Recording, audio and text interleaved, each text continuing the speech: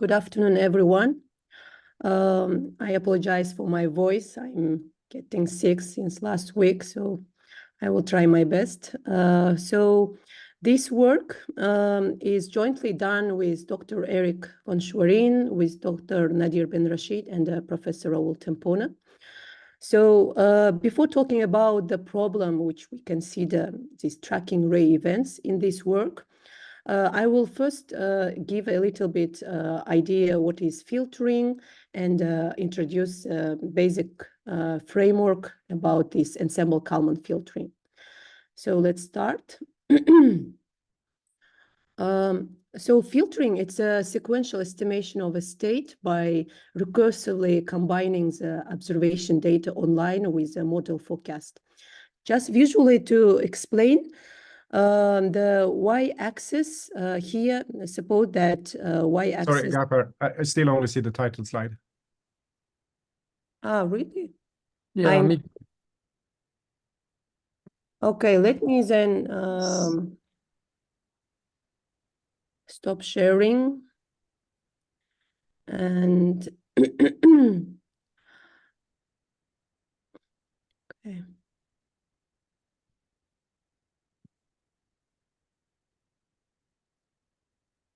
Okay.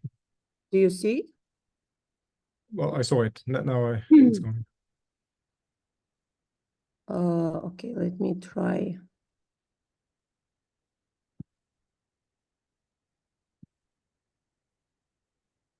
How about now? Yeah. Yeah. So I think it's a No, it's problem. okay. Full screen mode. So is it changing the slide? Yep. Okay. So just to get idea about filtering, suppose that y-axis demonstrates a one-dimensional state space, and the x-axis is for observation time. So at each time you get an observation. So at time tn-1, for example, you get your initial state, and you can evolve by certain operator, the stochastic dynamics psi, and get the model forecast at the next time. So this is called the prediction step of the filtering. And then at the next time, you get your observation, and by certain mathematical technique, you can update your model forecast to the so that it's closer to your to the observation. And then this updated model forecast, you can use it as an input for the next model forecast step. So it's a kind of data simulation cycle to produce more realistic simulations. So this is a basic idea behind filtering. And the ensemble Kalman filtering, it's based on Monte Carlo method. So simply following the same idea, suppose at time tn-1, you have an ensemble of particles which are identically distributed, but not independent. And you can simulate each ensemble, each particle by numerically integrating the stochastic dynamics psi and get the prediction ensemble.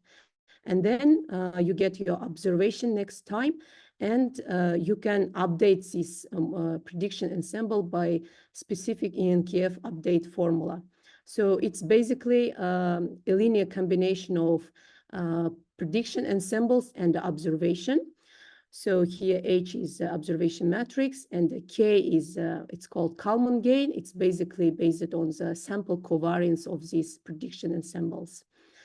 And so on, you will, at each time step, you will incorporate observation with ensemble of this EnKF.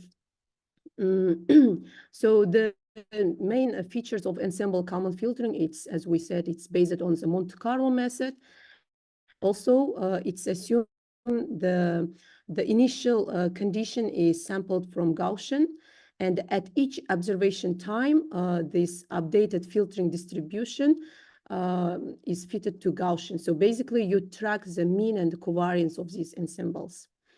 So this is a basic framework behind this ensemble Kalman filtering.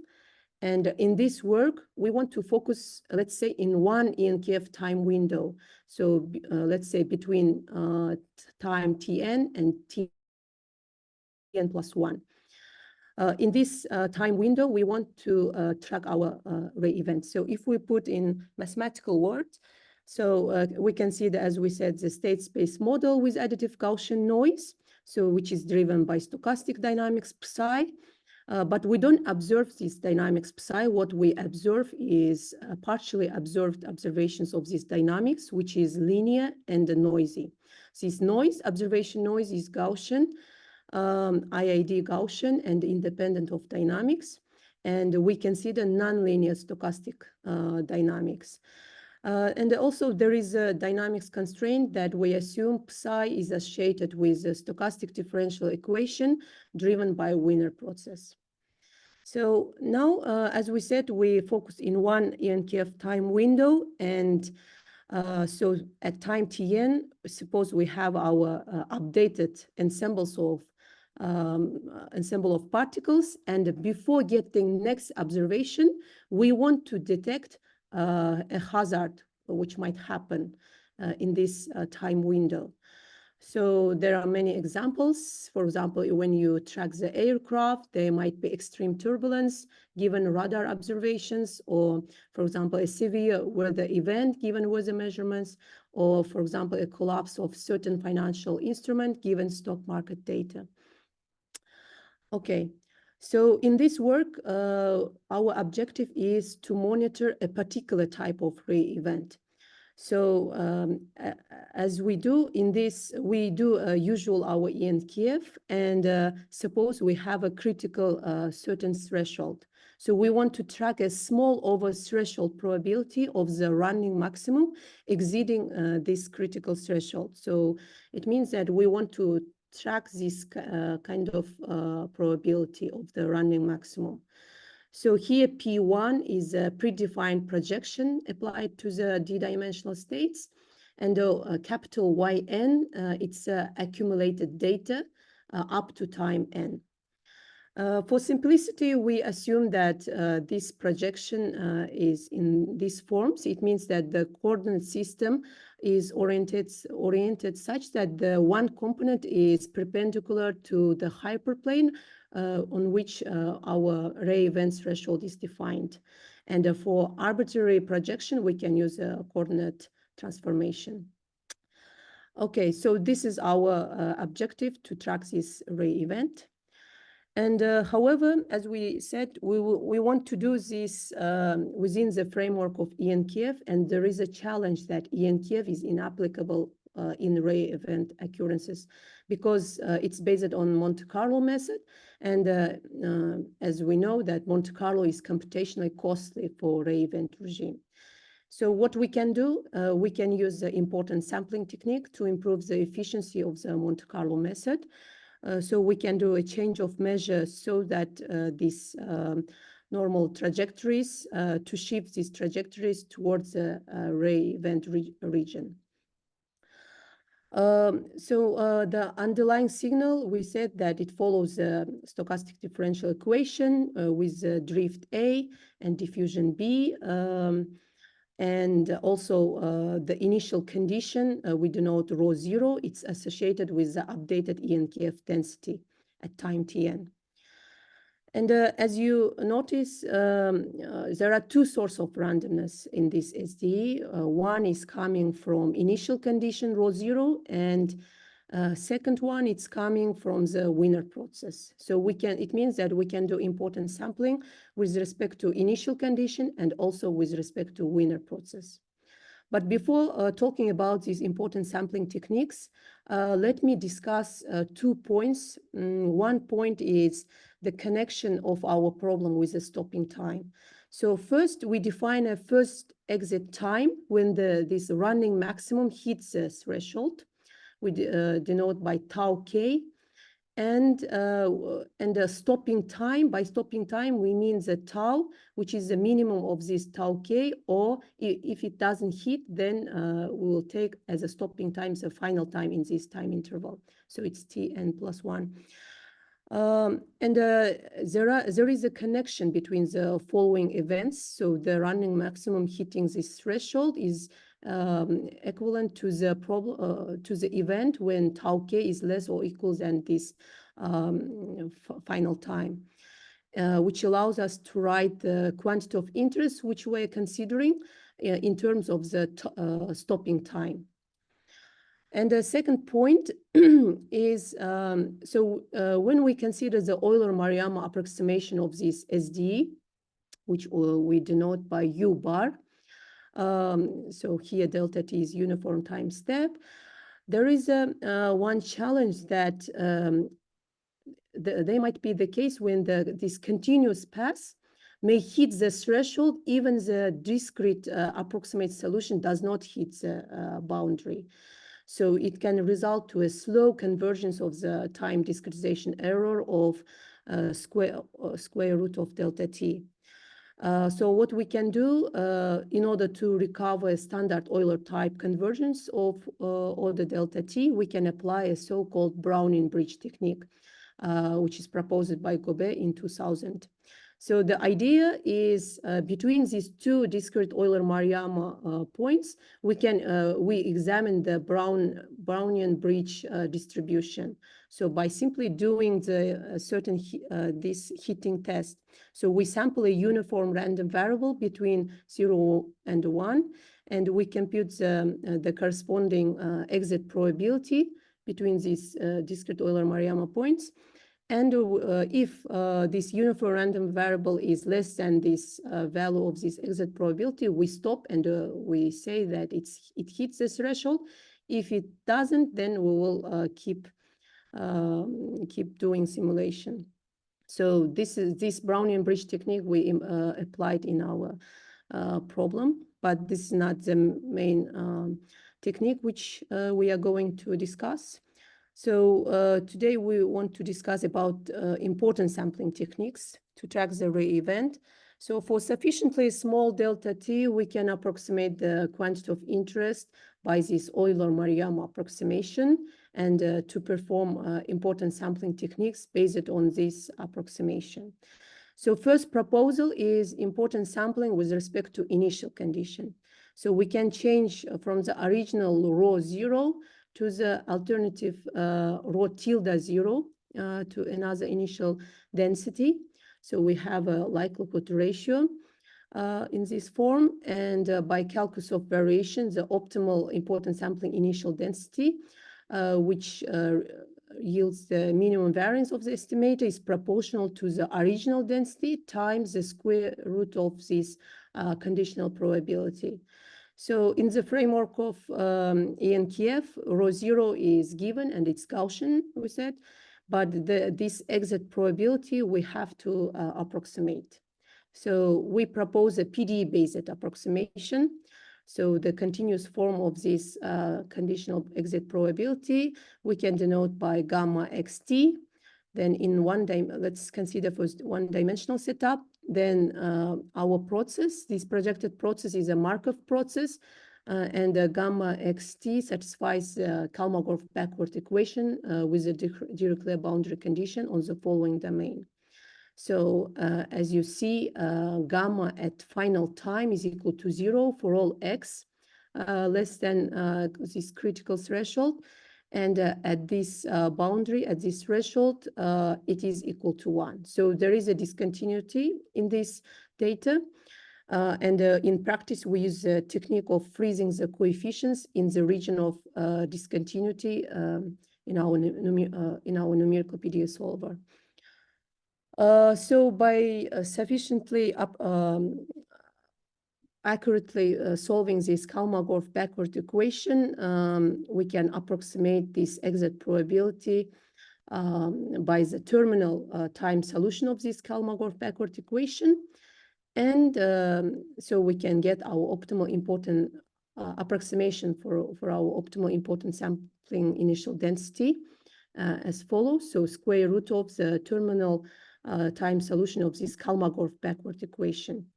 And we denote it by superscript PD 1. And due to Gaussian assumption of EnKF, we fit a Gaussian density to this product. So let's say it's a Gaussian with certain these parameters.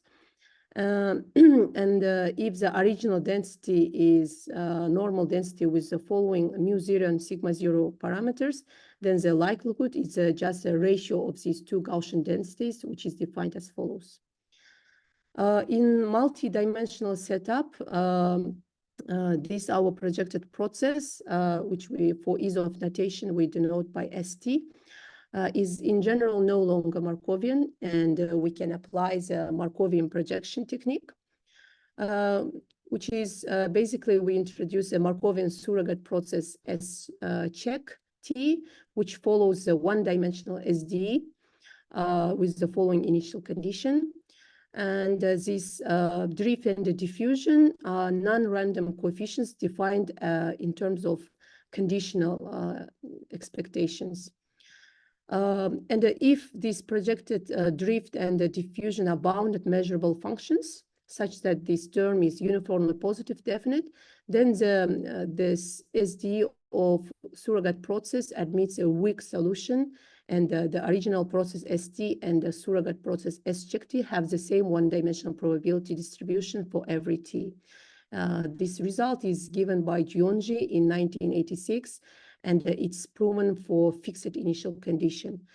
For random initial condition, we additionally assume that the conditional, these expected values exist and are well-defined. And we use, in practice, a discrete L2 regression to approximate them. Then we solve this Kolmogorov Backward equation corresponding to the surrogate process. And we can approximate the high-dimensional optimal important sampling initial density. So by replacing this high-dimensional KBE solution by the one-dimensional Kolmogorov Backward equation solution. And here we also, for the purpose of comparison, we consider also this multi-level cross-entropy method. We'll not talk about this method in detail, but the basic idea is assuming this rho tilde 0 to be from a particular family of densities. So in the framework of EnKF, it's a Gaussian family, and select the parameter vector nu such that the distance between this density and the rho tilde 0 is minimal. So there is an optimization problem to solve, and for the Gaussian family, there is an analytical solution for that problem, and also we denote this important sampling initial density obtained by this method by this rho tilde with superscript CE. Okay, so another proposal is doing important sampling with respect to Wiener process. So from the measure P, we will change to Q. So we have a likelihood ratio, and we define the Wiener process under Q in the following way. So here, Xi is control. It's called control. And if we substitute this Wiener process in our SDE, the controlled SDE becomes in the following way. So here, basically, by this control, we are shifting the drift of the SDE. And the Girsanov theorem states that under certain conditions, this WQ is a Wiener process under the probability measure Q with the likelihood ratio defined in this form. So the aim is to find a control Xi that minimizes variance of the quantity of interest. And let's define the value function in this form. Then this value function satisfies the following initial boundary value problem. And with the optimal control defined in this way. So alternatively, by change of variables, we can consider this transformation, which leads to the Kolmogorov Backward equation defined before, with the optimal control in this form. And there is one point we have to mention, that this optimal control blows up when you go to the boundary, to the so here capital T, actually in our case Tn plus 1, to the final time. When you approach the final time, it blows up.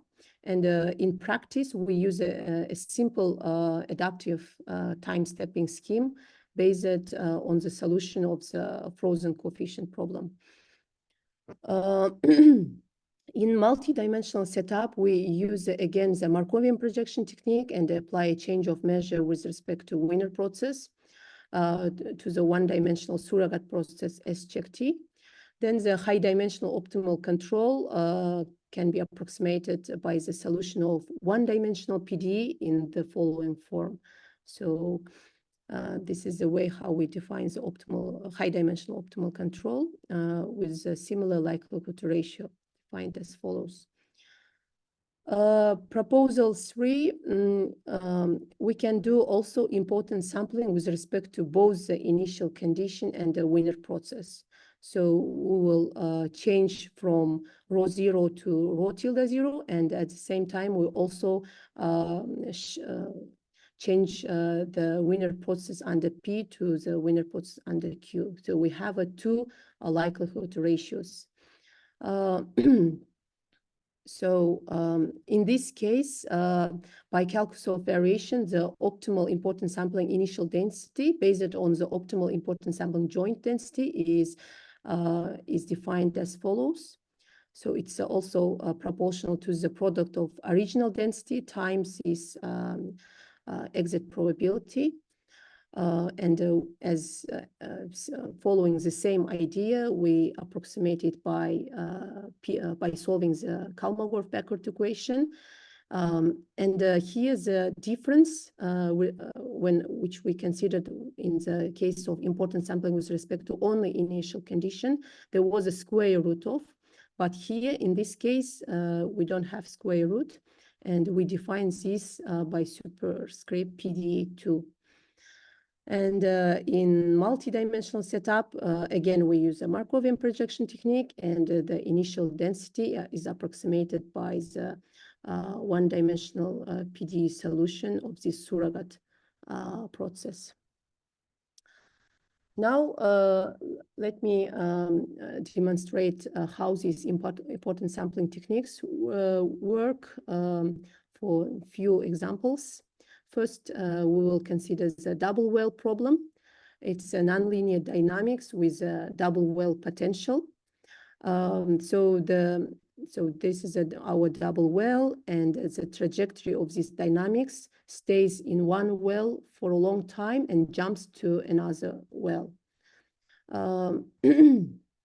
And first here, I'm plotting the case of the relatively large noise in the initial condition. So, for example, let's say our initial condition, rho this 0, is a Gaussian centered in one well.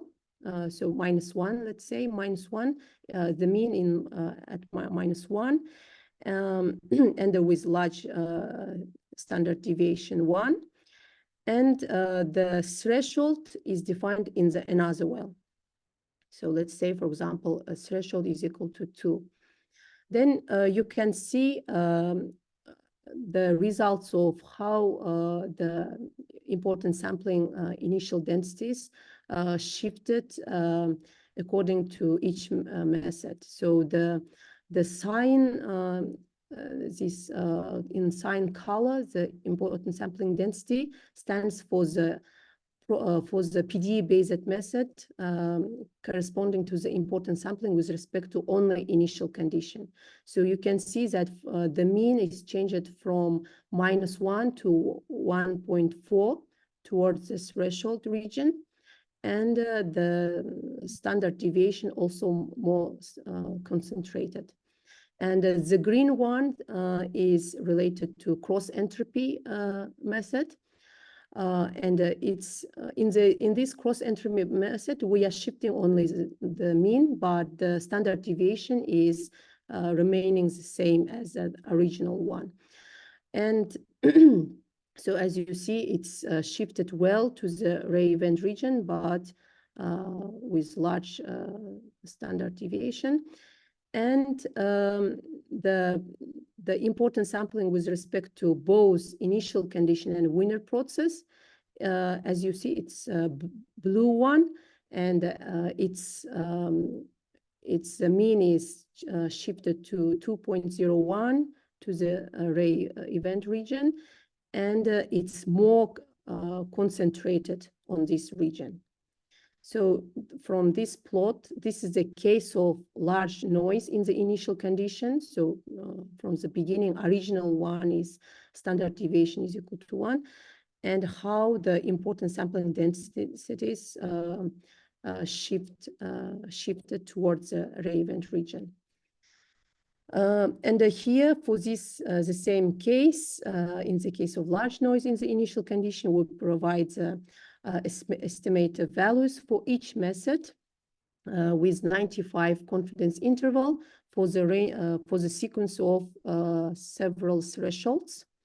And from this upper table, we can see that overall the estimates provided by each method are consistent, and the confidence interval overall are overlapping.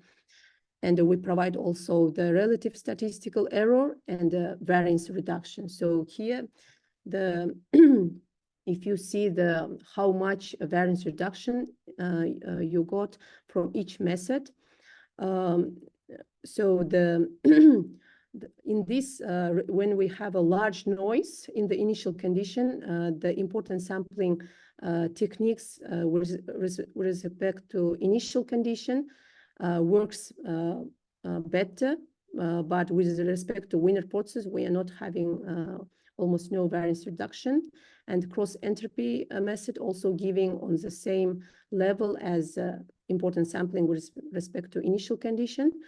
But important sampling with respect to both initial condition Wiener process gives much considerable variance reduction compared to other compared to Monte Carlo and also other methods. And another case when we consider small noise in the initial condition. For example, let's say sigma 0 is equal to 0.2. In this case, as you see, this shift of these important sampling densities are slightly shifting towards the threshold region. And if you compare, it's similarly the important sampling with respect to in both initial condition and the Wiener process, a little bit more shifting towards the threshold and more concentrated rather than other.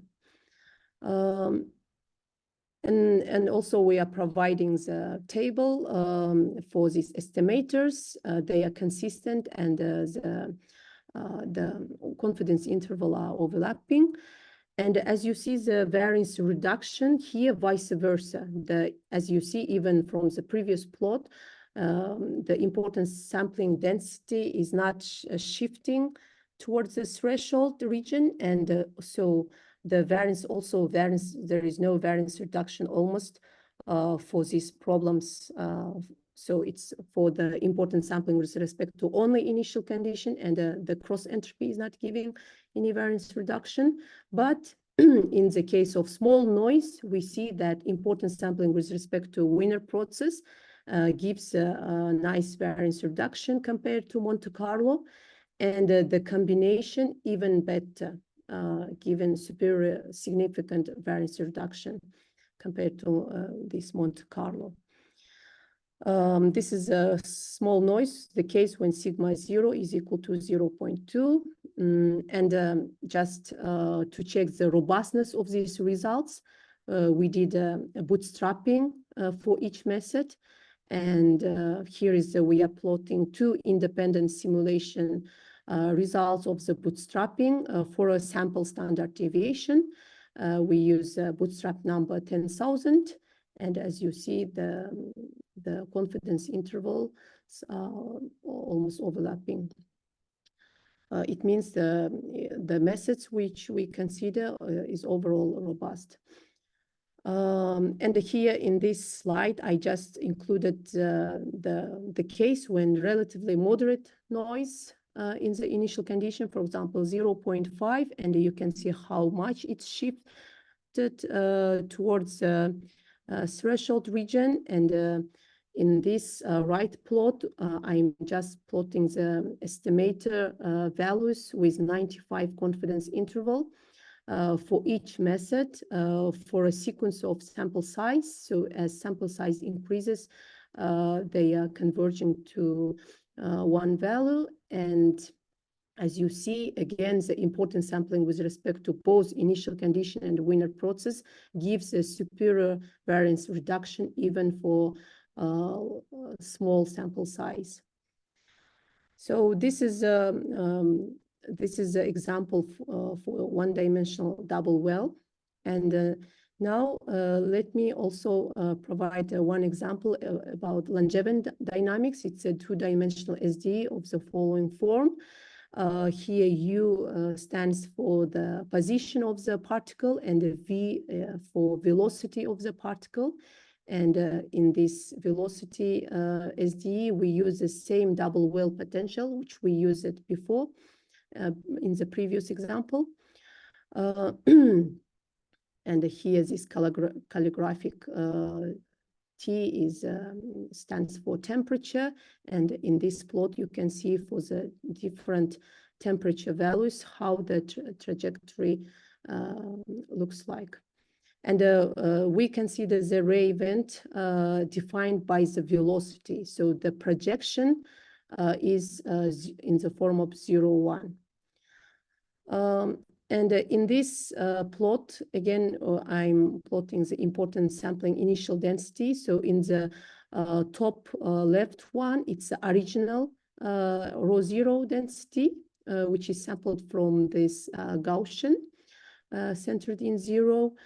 And in this top right one, you can see how the important sampling density by the method of cross entropy shifted towards the ray event region. So our ray event defined by velocity, and threshold is defined in this case 3. And how you can see how much it shifted. And on the bottom, this is the case when it's important sampling with respect to only initial condition. So from 0, it shifted to 1.1 and a little bit concentrated on that region. And here on the bottom right one, it's important sampling with respect to both initial condition and Wiener process. And as we see, we see more shift and more concentration towards the threshold region. And again, we provide a table for estimators for each method for the sequence of this critical threshold. And as you see, if you see how much variance reduction, also the important sampling method with respect to both initial condition and the Wiener process gives the highest level of variance reduction compared to each single approach and compared to Monte Carlo and the cross entropy. And again, we plot the robustness of the methods doing the bootstrapping. So as we see, also they are almost overlapping, and we can say we have a robust results. And in this plot, just as example, I also checked the correlated initial condition with this correlation covariance. And again, the important sampling with respect to both initial condition Wiener process gives the highest level of variance reduction compared to other parts.